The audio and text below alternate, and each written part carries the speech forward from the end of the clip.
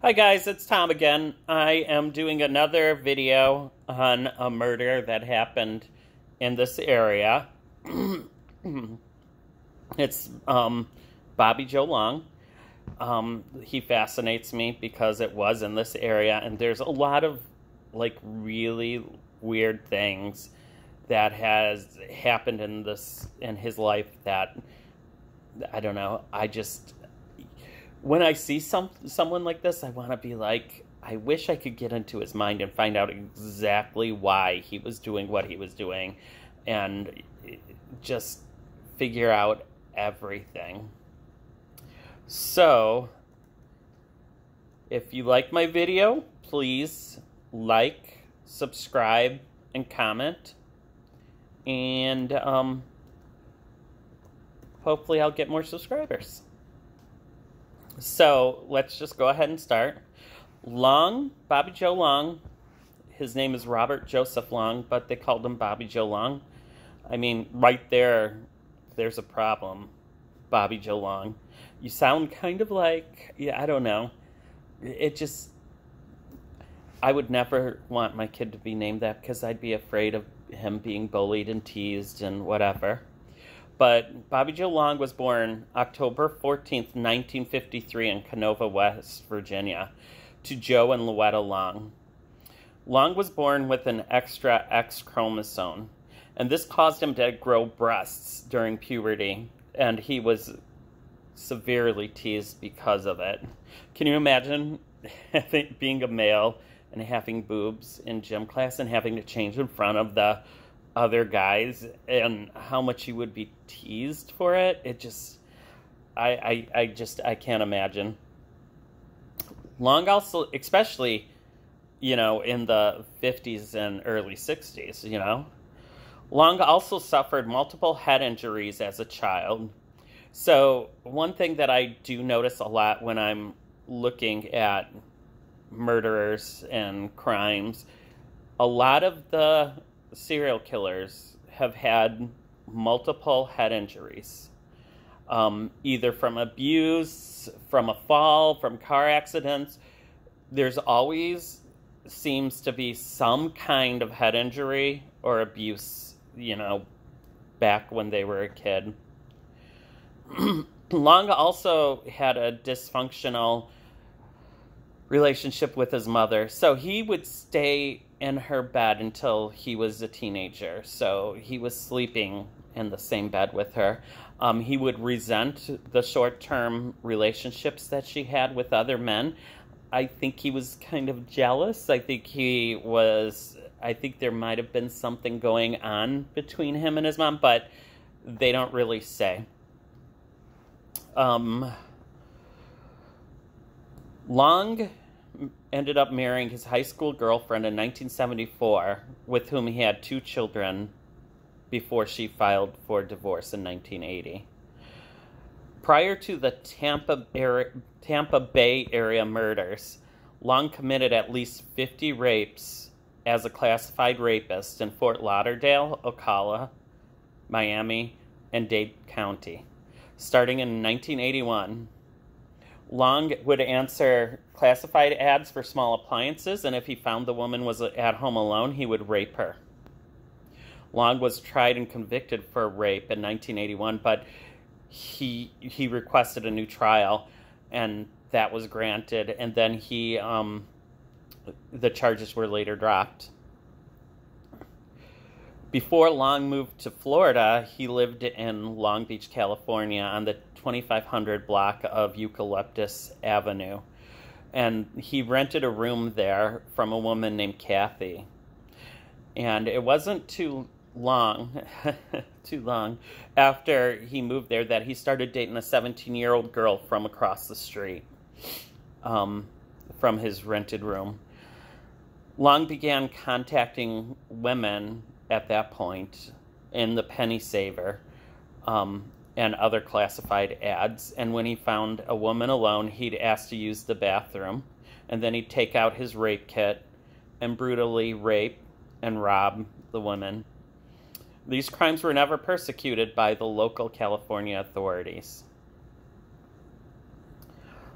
Long moved to Tampa Bay area in 1983, and Long's first victim was discovered in May 1984. The Hillsborough County Sheriff's Office was called to a crime scene where a body of a nude woman had been found. This began an intensive investigation into the abduction, rape, and murder of at least 10 women in 3 counties in the Tampa Bay area. So it was Hillsborough, Pasco County, and Pinellas County, involving the personnel from the HCSO and the FBI. Sorry, that didn't come out right.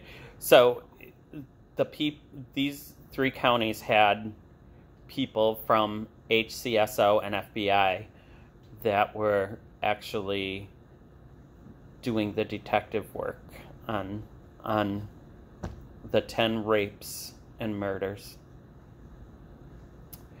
Also, the Tampa Police Department was involved, the Pasco County Sheriff's Office, and Florida Department of Law Enforcement.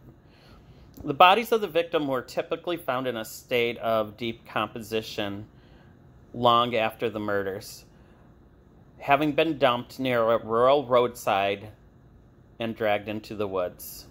In 1984, while on probation for assault, Long began driving around in a 1978 Dodge Magnum. I didn't even know there was a Dodge Magnum in 1978. I had to look it up, and it's a creepy car. I mean, but I kind of feel that way about all 1970s car. Like, anyone drives up to, that I don't know in a 1970s car, I probably would be like, I'm not getting in that car. You're kind of creepy. Leave me alone. So he would drive around in this 1978 Dodge Magnum, and he'd look for victims in areas known for prostitution and in bars where women were found alone. So once he would find them alone, it was easy for him to bring them, to act like he was bringing them home or whatever. Long claimed that his victims approached him, and he would persuade them to enter his car and take them to his apartment. Long would then bind the victims with rope and ligature collars. I'm not really sure what that is. Ligature collars he fashioned, using a variety of rope knots. Let me tell you that again. So he would bind the victims with rope and ligature collars he fashioned using a variety of rope knots. Long later confessed that he derived sadistic pleasure from the abduction, rape, and brutal murder of his victims, some of whom he strangled to death, others he killed by slitting their throats or bludgeoning them. Long would then arrange his victims' bodies in a unique position or on display, and of Long's 10 known victims, 5 of the women were identified as known prostitutes, 2 as exotic dancers. The remaining 3 victims were a factory worker, a student, and 1 had an unknown occupation. The victims were Artis Ann Wick. She was 20 and she was killed March 27th, 1984. Nagain Thai Long, 19, killed May 13th, 1984. Michelle Denise Sims, 22, killed May 27th, 1984.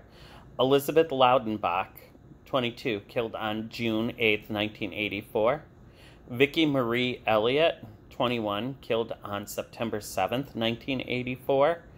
Chanel Devon Williams, killed on October 7th, 1984.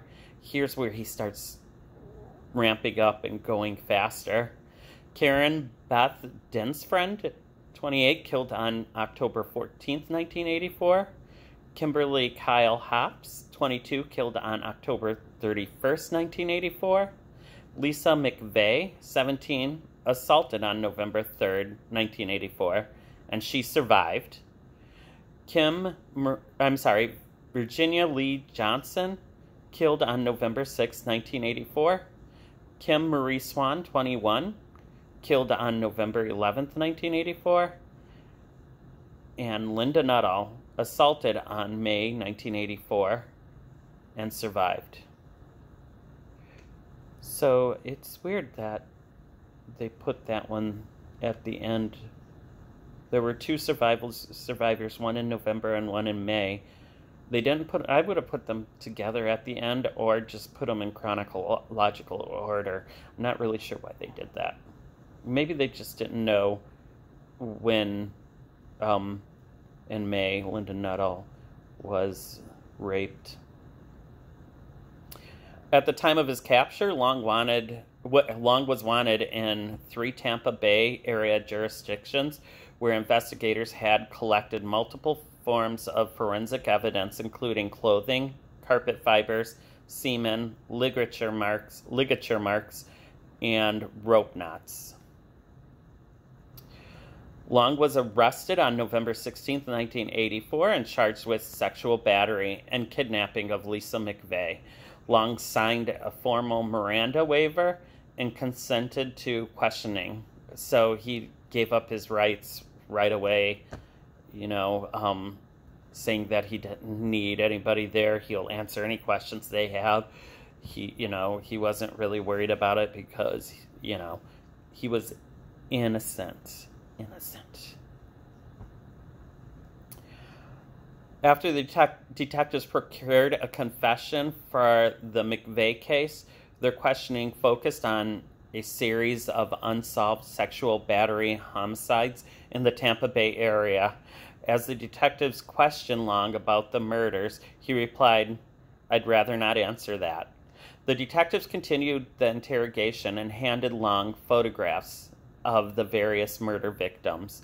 At this point, Long stated, "The complexion of things have changed since you came back into the room. I think I might need an attorney."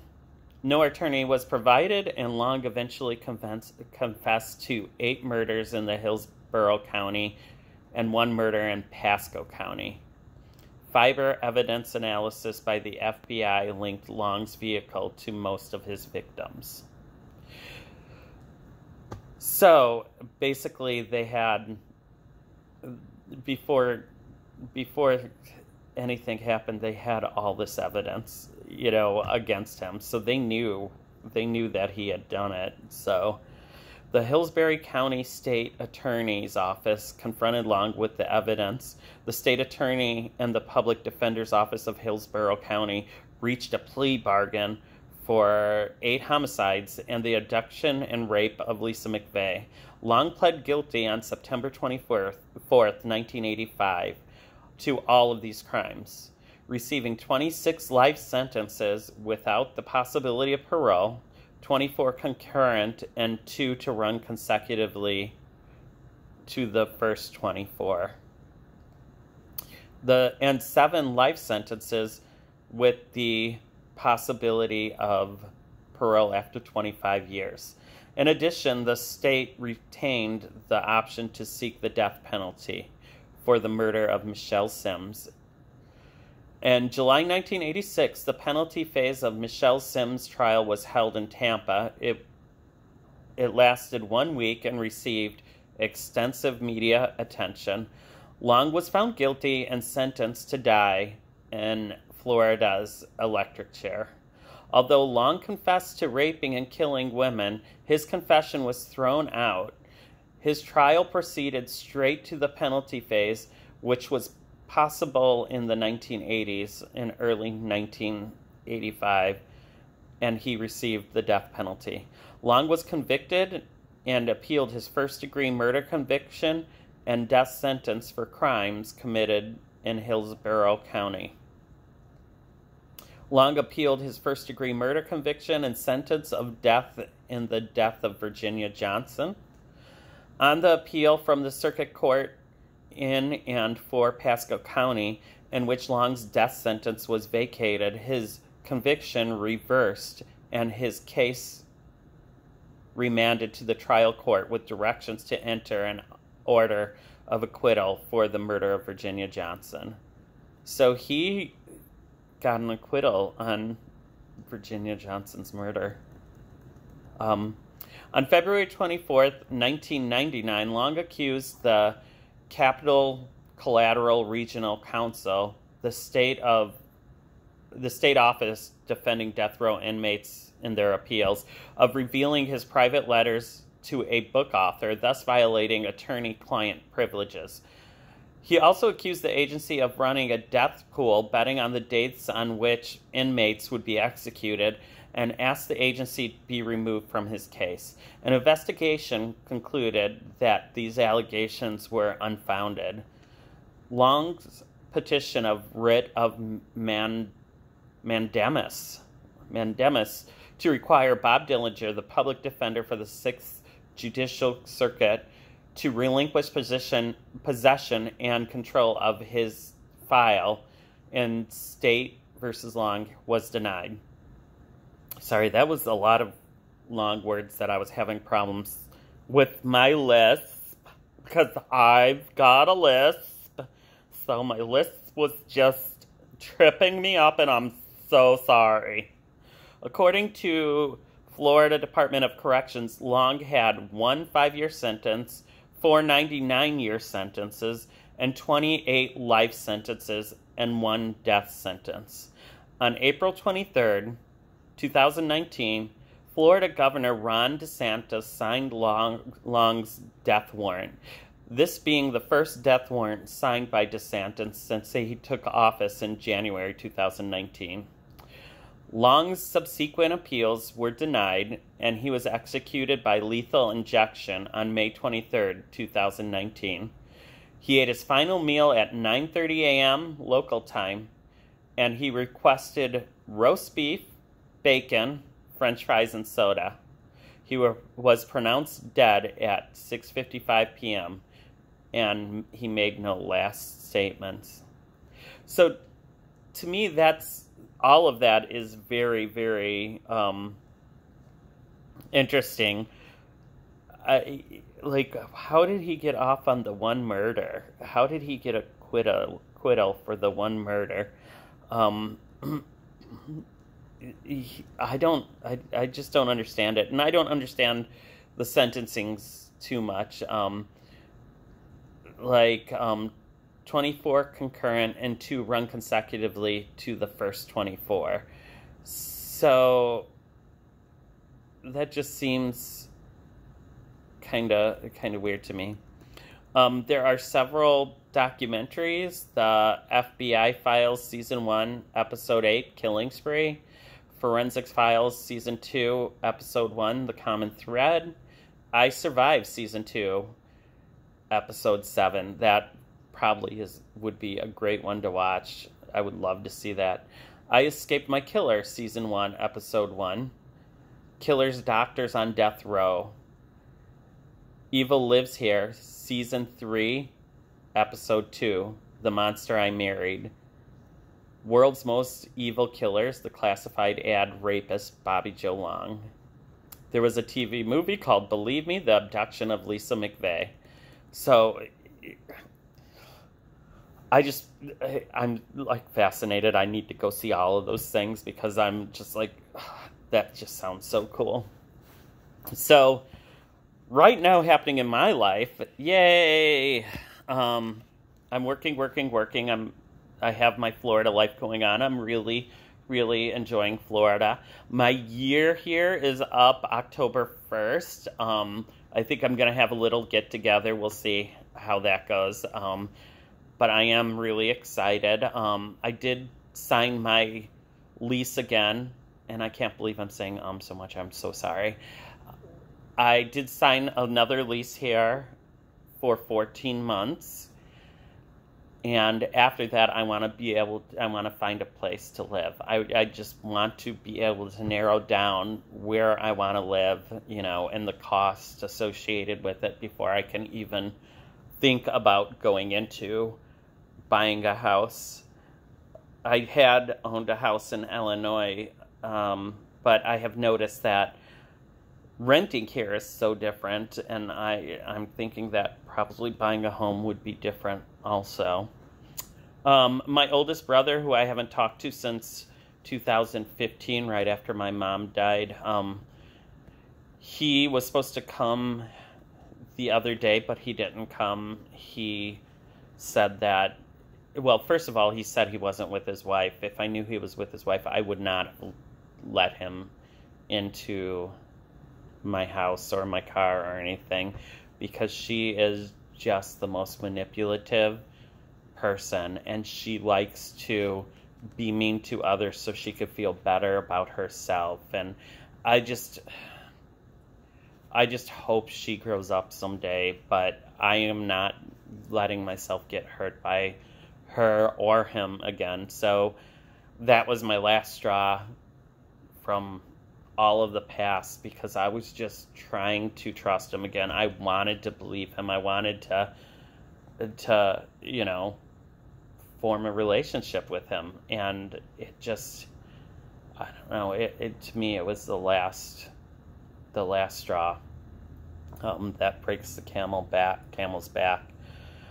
I have done some more decorating of my apartment. Let me see here if I can show you some of it. One of the things I did that I really, really love and I think is really cute is my fireplace. This is my favorite thing. I never used my fireplace in Florida, so I figured I might as well just throw that in there, right? So, and I have a shell basket on table with candle in the middle. And then I just have a lot of little things. Another one of my favorite things I'll show you is in my guest bathroom. So let me turn on the light here.